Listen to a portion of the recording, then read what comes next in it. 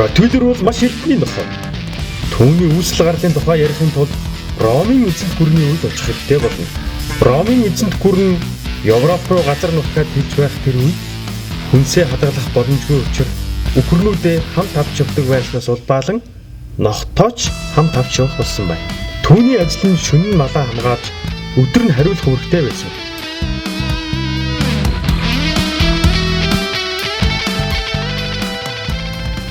Ротвейлер гэдэг нэр нь Германы Штутгарт хотын ойролцоох Ротвейл тусганы нэрээр нэрлсэн. Дундад зууны үед мал нядалгааны газрын маха тээвэрлэх явцад хамгаалтын чиглэлээр их ажиллаж байсан. Энэ ажлаас нь болоод түүнийг мах бэлтгэгчийн нохой гэж нэрлэдэг байжээ. Харин төмөр замын тээвэр үүснээс хойш мах тээвэрлэлтийн ажил төмөр замаар хийгддэг болсноор Ротвейлерийн хэрэгцээ багасж 1882 онд маш ихээр цөөрж бүр устж үгүй болох хүртэл аюул тулгарч байжээ. 20 дугаар зууны ихэнх үед эргүүлийн цагдаа нар ашиглаж эхэлснээр энэ үйлдвэр буцаж сэргсэн. 1914 онд Германд ДРК буюу Германы Ротвейлерийн холбоо үүснээр маш хатуу хяналтанд доор үржүүлэгчид энэ нохойг үржүүлж эхэлсэн. Энэ холбооны гол зорилго бол маш сайн ажлын нохой үржүүлж гаргаж авах юм аа. 1980 оны сэргэн мандалтын үед бидний сайн мэдих үчирхэг ноход бий болсон. Үүнийг дагаад маш сайн үйлчлэгийн газрууд бий болсны нэг нь Швайгер Вафен юм аа.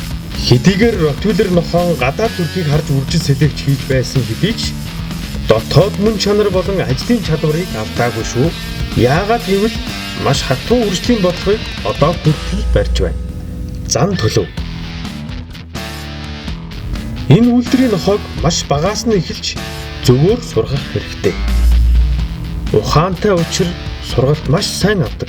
Ротвейлерт аагаас яг хүртэл хинтээ яаж харцах, хинтээ нөхөрсөг хандах, хинт ширүүн зангаа гаргах зэрэг бүх зүйлийг нь заах ёстой. Хэрвээ ингэж чадвал тэр бол үнэхээр гайхамшигтай үйлдвэр. Анх удаа Ротвейлертэй харьцаж байгаа бол маш болгоомжтой харьцахыг зөвлөе. Хүнд гэмтэл учруулсан цэвэр үйлдвэрийн нохтын 60%-ийг Ротвейлер дангаараа эзэлж байна. Хэдий тэр гэр бүлээ хамгаалах ёстойч нэгэн төрлийн хүүдэн зэвсэг гэдгийг бүү мартаарай. Гадны орнуудад нохойн эрсдлийн даатгал гэж хийгддэг ба ихэнх даатгалын компаниуд Ротвейлер үйлдвэрийг даатгалд хамруулахаас шууд татгалздаг байна. Түүний хазалт нь Герман хончин нохой болон Питбулийнхээс хүчтэй ба 2.5 см талбайд 1.5 тонн даралттай. Толгой нь хэдий чинээ том байна, төдий чинээ чанга хазалттай. Англи болон Европын бусад орнуудад сүүлийг нь тайрахыг оргилсон боловч Америкт одоо хүртэл тайрсан хэвээрээ байна. Ротвейлерийг хараад шууд таныг гэвэл улаан халтар зүстэй, дөрвөн нүдтэй, хар завжтай. Сүүлийн 10 жил замбраагүй үржил хийгдснээс болж эрүүл мэндийн хувьд их асуудалтай болсон. Үүний нэг жишээ нь яс болон үе мөчний асуудлууд тулгарч байна. Энэ асуудлаас сэргийлэхийн тулд уур гихтэй хоолноос татгалзаж хэвийн жинтэй тэжээх нь чухал. Ротвейлерт хангалттай хөдөлгөөн хийх боломжтой бол ямар ч орчин нөхцөлд амьдрах чадвартай. Давхар өстэй учир үснэ гэрт их ундаг тул өдөр бүр тохирсон самаар самнах хэрэгтэй.